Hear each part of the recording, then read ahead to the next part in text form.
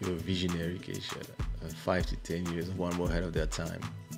I used to be scared of this, but and I now I understand it and I believe it, and I also this also helped me with a lot of frustration that I used to have about this whole business of music.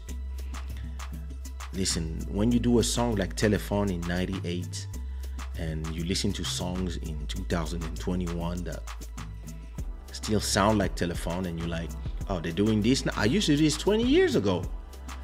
That's when you realize that, yeah, you might not speak the same language as the other people, and you have to learn how to, yeah, work on your step. You know, me, I'm a person, I can look at, you know, in 2000 and not before, in 95 or 96, I was reading an article about this new technology called the MP3.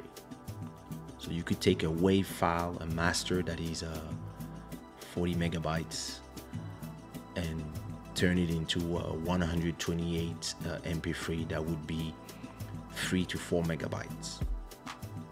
And then, okay, that's a great article. And then there was another article about this new technology called ADSL that would take the speed of the internet from 28,000 bots to 200 MIPS.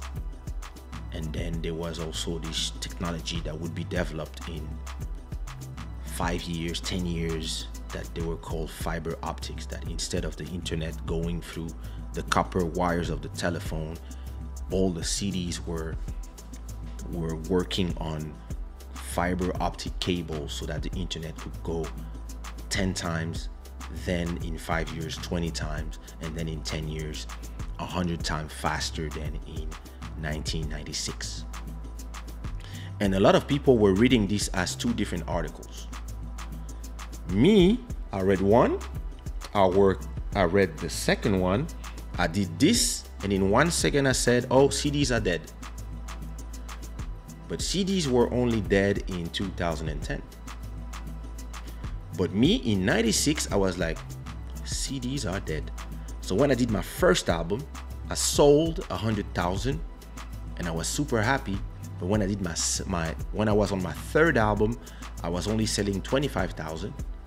And soon as iTunes, CD copier, and soon we were in 2002 and 2004, and everybody had free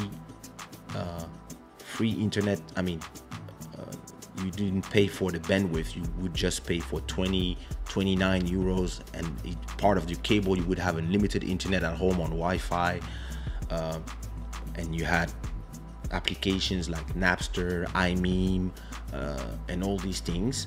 The CD sales went from 100,000 in the 90s to 10,000 to 2,000, and then there were more people listening to your music, but they were pirating it, and CDs were dead. And where everybody was trying to sell CDs, me, I was like, okay, it's time to sell shows. And I was like, okay, yeah, pirate my music everywhere in the world so I can have more and more fans. And I would even, I don't know if you remember that time, I would do on kaysha.com/Goldorak, that was the special link, that would be a free song. That's how I would create my hits. I would put songs, when I wanted a song to become a hit in Portugal, in France, in everywhere, I would put a song in that link. And that's how Something Going On came out. And everybody was like, oh, how can you do this? You are fucking the album sales. I was like, nah, I'm not making money from album sales. I'm making money from shows. And that's how I became the first artist on iTunes to sell 100,000 streams. No, not streams, downloads. And then when I saw Spotify arrive, I was like, uh-oh, downloads are dead. It's gonna be streams. When we arrive on streams, I was like, okay, shows in 5-10 years will not be the way to make money. So I just got ready, creating catalog. And then 10 years ago, I said, one day Spotify and all them will be in Africa.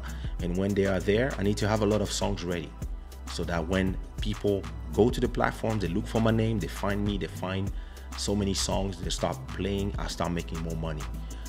My streams just went up 1% just because Spotify arrived in Africa last week. So I do agree. I am a visionary and I am, 10, maybe sometime 15 years in the future. I just had to accept it for myself. Sometimes when you are humble, you are scared to accept it. And now that I accepted it, I also understand that a lot of the moves that I do are not understood. When I started doing singles with Vandame and some other artists, everybody left my label in 2008. Everybody was like, oh, we want to do album, he wants to do singles. I was like, yeah, you're free to go. Everybody left. So I only had Vandame, myself, AC Jordan left in Sushi Raw, and everybody was, and everybody was laughing. Everybody was in France, ha ha ha ha. The kingdom is dead, etc., etc. And me, I was like, all right, we speak in 10 years. Today, every artist calls me every day. What can we do? Kaysha, do something, save us. And I'm like, you have to do 100 songs. How are we gonna do 100 songs? I don't know. It took me, it takes a little 4 years. But can you find a solution that's quicker? No. You had to do what I did in 2008 and you could be fine today.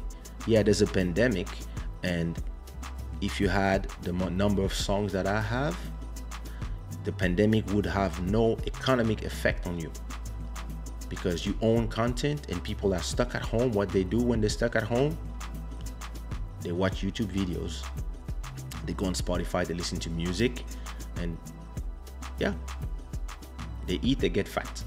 That's what they do because they're stuck at home. And most of these people, when they call me, I still hear them laughing at my decisions of becoming a digital label, of